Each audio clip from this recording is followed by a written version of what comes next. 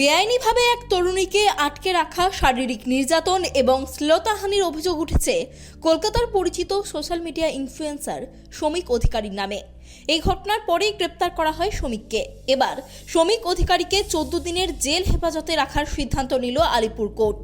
এদিন শুনানি থেকে বেরিয়ে শমিক নিজের পক্ষে যুক্তি দিয়ে বলেন, আমার পাশে যারা আছেন তাদের হতাশ করব না, আমি নির্দোষ, বেরিয়ে সব বলবো।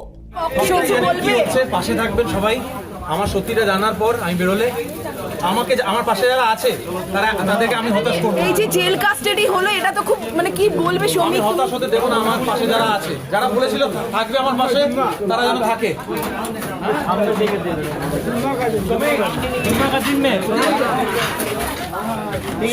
ঠিক হলো না, আসানোর কথা তুমি আগেরবার বলেছি। আরে সত্যি কথা। যাই হোক, থ্যাংক ইউ। বেরিয়ে আমি সব বলবো, ঠিক আছে? আমি নির্দোষ। আমি আপনাদের কথা দিলাম, আমি যারা আমার পাশে আজকে দাঁড়িয়ে আছে তাদেরকে আমি হতাশ হতে দেবো না। জানা গিয়েছে, শুনানির সময় শমিকের আইনজীবী অভিযোগকারিনীর বক্তব্যের বিশ্বাসযোগ্যতা নিয়ে প্রশ্ন তোলেন। তার সওয়াল, ঘটনাটি ঘটার বেশ কিছুদিন কেটে যাওয়ার পর কেন নতুন করে ধর্ষণের অভিযোগ দায়ের করা হলো? যদি অভিযোগ সত্যিই হয়ে থাকে তবে তা আগে কেন প্রকাশ্যে আনা হয়নি?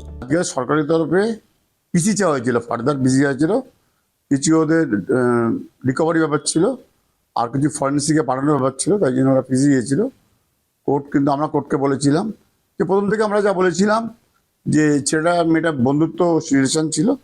তারপরে কোনো কারণে সেদিন 2 তারিখে ওরা গেছিল 5টা নাগাদ, মেয়েটা ছেলেটার বাড়িতে 3 তারিখে 5টা নাগাদ বেরিয়ে যায়।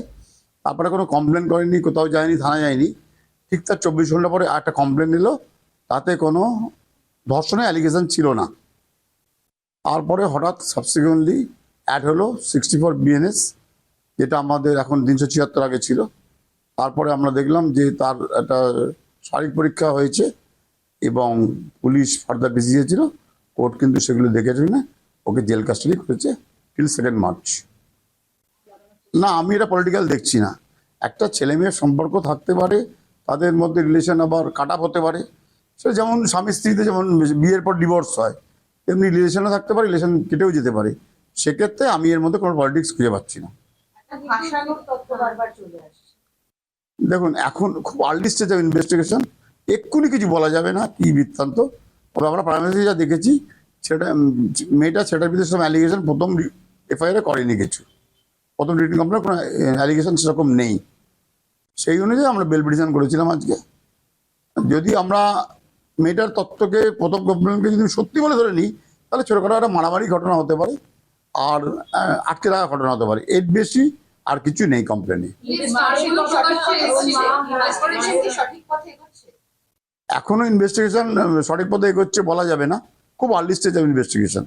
দেখুন, মেডিকেল টেস্ট এখনই আমরা কিছু জানতে পারবো না, ডিফেন্স এখনই কিছু পাবে না সেরকম, যতক্ষণ চার্জশিট হচ্ছে। আমরা চার্জশিট না পেলে বুঝতে পারবো না মেয়েটার সাথে কি মেডিকেল যেগুলো হয়েছে মেয়েটার, সেগুলো আমরা ডকুমেন্টসগুলো এখন পাবো না। আমরা যা মেয়েটার complain, seizure list, body report, এর ভিত্তিতে আমরা বেল পিটিশন করি বা কোর্টের কাছে মুভ করি। আমরা তো যা বলে শুনেছি, ওদের মধ্যে একটা ঝামেলা হয়েছিল, এই যা কোনো আমরা আর কোনো শ্রমিক অধিকার কাছ থেকে আমরা কিছু শুনিনি। আমরা কথা বলেছি অ্যাকিউজদের সঙ্গে, কিন্তু আমরা অ্যাকিউজদের কাছে এরকম কোনো কিছু পাইনি।